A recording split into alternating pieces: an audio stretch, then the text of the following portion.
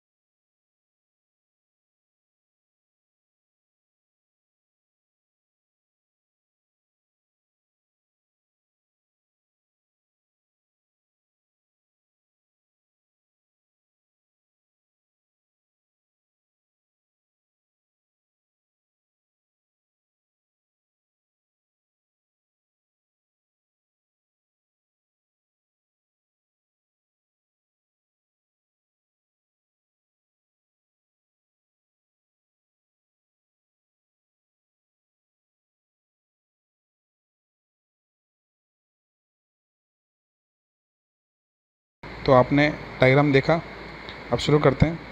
जो इकाइनोडर्मेटा शब्द है वो वास्तव में इकाइनोस और डर्मेटोस इन दो शब्दों से मिलकर बना है। इकाइनोस का मतलब होता है कांटे। इकाइनोस का मतलब क्या होता है? कांटे। और डर्मेटोस का मतलब होता है चमड़ी यानी त्वचा।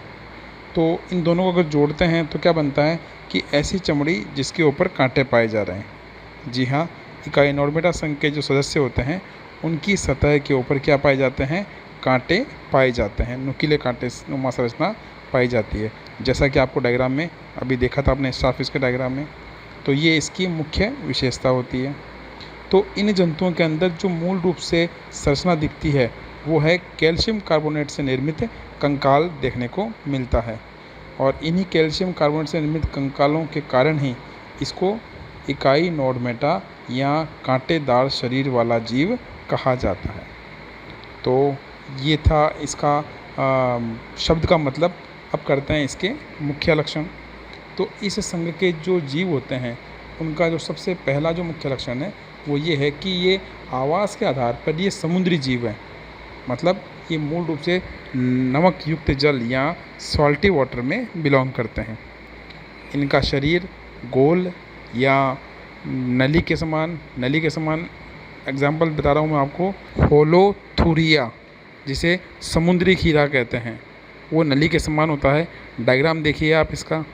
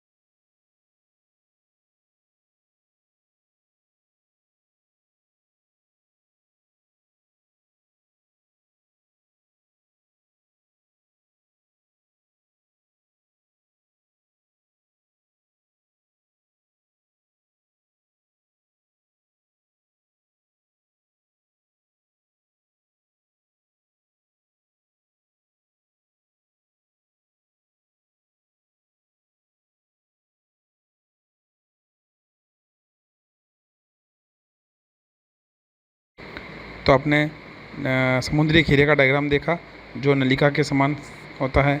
फिर तारे के समान होती है जो स्टारफिश है, वो आपने देखा ही था।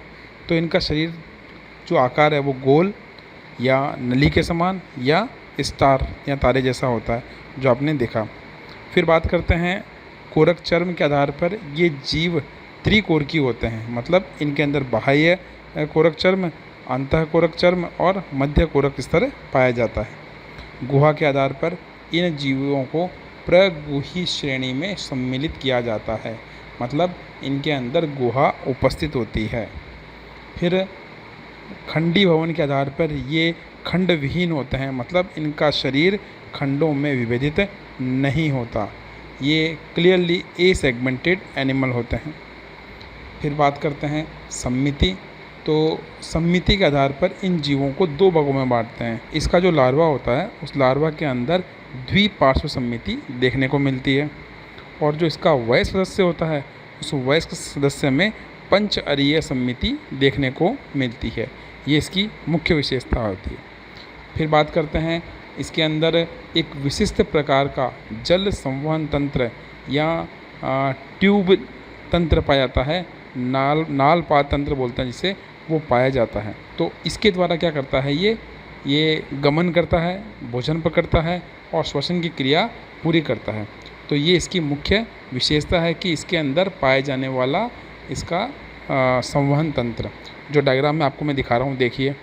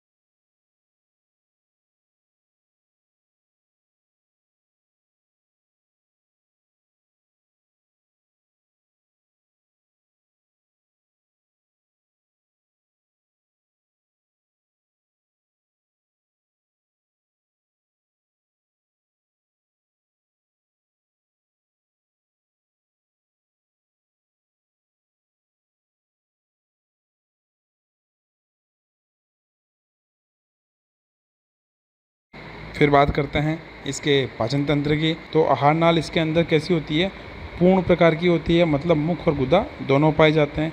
इसका जो मुख होता है वो इसके अधर सतह पर, और जो गुदा होती है वो पृष्ठ सतह पर पाया जाता है। यह जंतु जो मुख के उत्पत्ति के आधार पर, मुख या गुदा की उत्पत्ति के आधार पर यह जंतु ड्यूटेरोस्टोम्स, कौन सा, ड्यूटेरोस्टोम्स के समूह में सम्मिलित होता है। ड्यूटेरोस्टोमेट्स वो सदस्य होते हैं जिनके अंदर जो भ्रूण का ब्लास्टोपोर होता है, कोरक रंध्र होता है, वो कोरक रंध्र पहले गुदा में बदलता है। यानी जिन जीवों के अंदर कोरक रंध्र मुख में बदलता है उनको बोलते हैं प्रोटोस्टोम्स, और जिन जीवों के अंदर कोरक रंध्र गुदा में बदलता है उन जीवों को बोलते हैं ड्यूटेरोस्टोम्स। तो ये ड्यूटेरोस्टोम्स कैटेगरी से सम्मिलित होता है। और ड्यूटेरोस्टोम्स का जो गुण होता है वो मूल रूप से कशेरुकी जीवों का होता है। तो ये जो सदस्य होता है ये कशेरुकी जीवों के साथ समानता इस आधार पर प्रकट करता है। फिर बात करते हैं आगे। तो इस जीव के अंदर या इस संघ के सदस्यों के अंदर स्पष्ट रूप से जो उत्सर्जन तंत्र होता है, नाइट्रोजनी अपशिष्टों को शरीर से बाहर निकालने की प्रक्रिया उत्सर्जन कहलाती है। तो उसका जो तंत्र होता है वो इसमें अनुपस्थित होता है। क्यों होता है? क्योंकि यह सीधे ही जलीय की धारा जो शरीर में भीतर प्रवेश करती है उसी के अंदर अपने उत्सर्जित पदार्थों को मुक्त कर देता है। श्वसन की प्रक्रिया इसमें क्लोम्स के द्वारा होती है। इस जीव के अंदर पुनरुत्थान होने की क्षमता पाई जाती है। तो पुनरुत्थान किसे कहते हैं? नष्ट हुए या खोए हुए अंगों को पुनः प्राप्त करना। वापस सुनिए, नष्ट हुए या खोए हुए अंगों को पुनः प्राप्त करने की प्रक्रिया क्या कहलाती है? पुनरुद्भवन कहलाती है। और इसके द्वारा जो ये पुनरुद्भवन की प्रक्रिया एक जनन का प्रकार भी है। अलैंगिक जनन की प्रक्रिया पुनरुद्भवन का उदाहरण होती है। फिर अपन आगे बात करते हैं। तो इस जीव के अंदर एकलिंगी प्रकृति पाई जाती है। एकलिंगी प्रकृति मतलब कि नर और मादा कैसे होते हैं? पृथक पृथक होते हैं। फिर बात करते हैं आगे इनके अंदर निषेचन की प्रक्रिया। तो निषेचन नर युग्मक और मादा युग्मक का संलयन निषेचन कहलाता है। और निषेचन की प्रक्रिया इसके शरीर में न होकर शरीर से बाहर जलीय माध्यम में होती है, अर्थात निषेचन बाह्य प्रकार का पाया जाता है। फिर आगे बात करते हैं इसके अंदर तंत्रिका तंत्र की।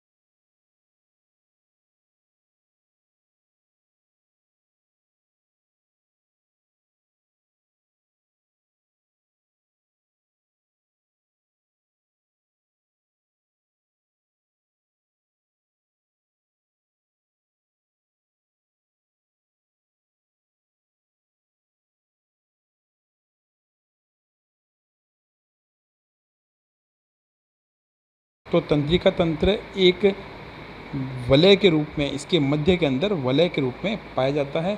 और मध्य में उस वलय से क्या निकलती है? प्रत्येक जो इसकी शाखाएं होती है, 5 शाखाएं देखी तारा मछली के अंदर, तो प्रत्येक भुजा के अंदर केंद्र से एक एक शाखा जाती है, जिससे हर भुजा का नियंत्रण रखा जा सकता है। तो इस प्रकार इसमें तंत्रिका तंत्र पाया जाता है। फिर बात करते हैं आगे। तो इसकी जो त्वचा होती है वो कांटेदार होती है। और कांटेदार किस कारण से होती है? जो अपन ने पहले डिस्कस किया था। तो इसकी त्वचा के ऊपर यानी अधिचर्म के ऊपर शूल और चर्मिल कैल्शियम युक्त अस्थियाँ ये पाई जाती है। और इसमें जो कंकाल का प्रकार होता है वो अंतःकंकाल होता है, और वो अंतःकंकाल बाहर तक निकला होता है। इस कारण से वो कैसा लगता है? कांटेदार संरचना के रूप में दिखाई देता है। इसके अपन उदाहरण पहले कर चुके थे। मैंने आपको डायग्राम दिखा दिया, तारा मछली का डायग्राम दिखाया मैंने आपको होलोथूरिया यानी समुद्री खीरे का डायग्राम दिखाया। तो ये था अपना इकाइनोड मेटा संघ। इसमें अपन ने क्या क्या डिस्कस किया? इसका शब्द का मतलब देखा, इसके मुख्य लक्षण दिखे, इसके उदाहरण देखे और इस जीवों का चित्र देखा। अब बात करते हैं अपन अगला संघ जो है हेमिकॉर्डेटा। तो शुरू करते हैं हेमिकॉर्डेटा। तो जो हेमिकॉर्डेटा वर्ड है, पहले शब्द पे गौर करो आप। हेमी और कॉर्डेटा। हेमी मतलब होता है आधा, कॉर्डेटा मतलब होता है कशेरुकी। मतलब क्या वर्ड हुआ? आधा कशेरुकी। तो इस संघ के सदस्य क्या होते हैं? आधे कशेरुकी होते हैं। अगर आधे कशेरुकी हैं तो बाकी बचे हुए क्या होंगे? आधे कशेरुकी तो आधे अकशेरुकी। जी हाँ, इसीलिए इसे हेमिकॉर्डेटा कहते हैं, क्योंकि इस संघ के सदस्यों के बारे में वैज्ञानिकों की अलग अलग धारणा थी। कुछ वैज्ञानिक इसको कशेरुकी संघ में सम्मिलित करते थे और कुछ इसे अकशेरुकी मानते थे। तो इस समस्या के निदान के लिए, इस समस्या के इलाज के लिए क्या किया गया? एक संघ बनाया गया, अस्थायी संघ बनाया गया, जिसे हेमिकॉर्डेटा कहते हैं। वर्तमान में जो आधुनिक वर्गीकरण है उसके अंतर्गत इसको अब पूर्णतया इस संघ के सदस्यों को नॉन कोऑर्डिनेट यानी अकशेरुकी जीवों में सम्मिलित किया जाता है। तो इसको क्यों नहीं रखते इसको कशेरुकी जीवों में? क्योंकि इसमें डायग्राम जब आप देखोगे तो डायग्राम में आपको मध्य के अंदर एक लाइन दिखाई देगी जो देखने पर ये लगता है कि ये इसकी नोटोकॉर्ड है, पृष्ठरज्जु है। लेकिन जब वास्तविक रूप से इसका अध्ययन किया गया तो मालूम पड़ा कि ये वास्तव में आहार नाल का एक भाग है, न कि पृष्ठरज्जु। तो इस आधार पर जब पृष्ठरज्जु अनुपस्थित हुई तो इसे अकशेरुकी जीवों में शामिल किया गया। तो सबसे पहले बात करते हैं इसके उदाहरण की। तो उदाहरण इसका है बेलेनोग्लोसस। बेलेनोग्लोसस डायग्राम मैं आपको दिखा रहा हूँ, देखिए।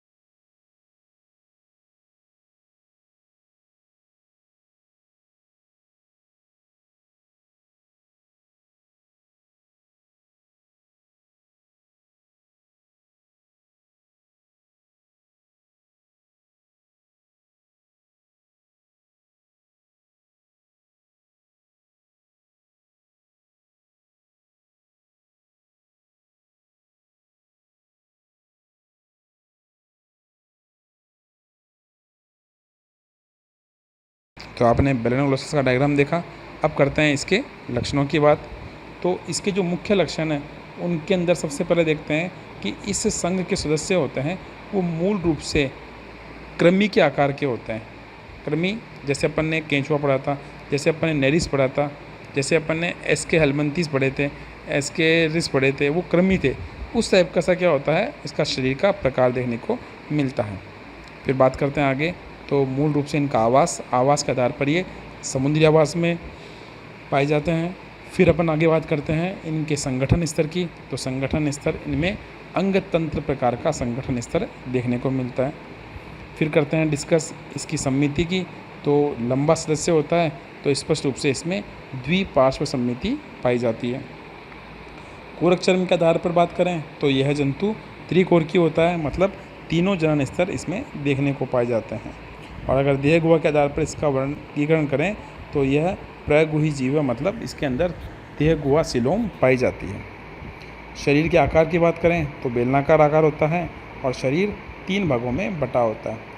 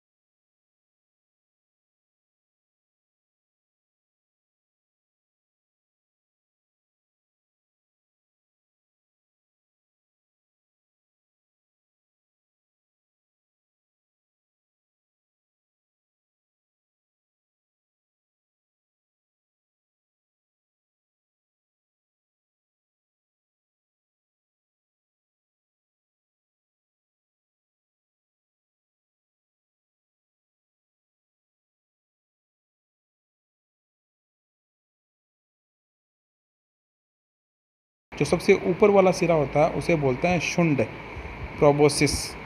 मध्य का जो भाग होता है, छोटा सा भाग, उसे बोलते हैं कॉलर, और जो अंत में लंबा वाला भाग होता है उसे बोलते हैं धड़ कहते हैं, ट्रंक कहते हैं। फिर बात करते हैं आगे। तो इस संघ के जो सदस्य होते हैं उनके अंदर अस्थियों के निर्माण करने वाले या कंकाल का निर्माण करने वाले ऊतक नहीं पाए जाते, इसीलिए इनके अंदर सुस्पष्ट रूप से कंकाल नहीं पाया जाता। फिर बात करते हैं इसके नोटोकॉड की।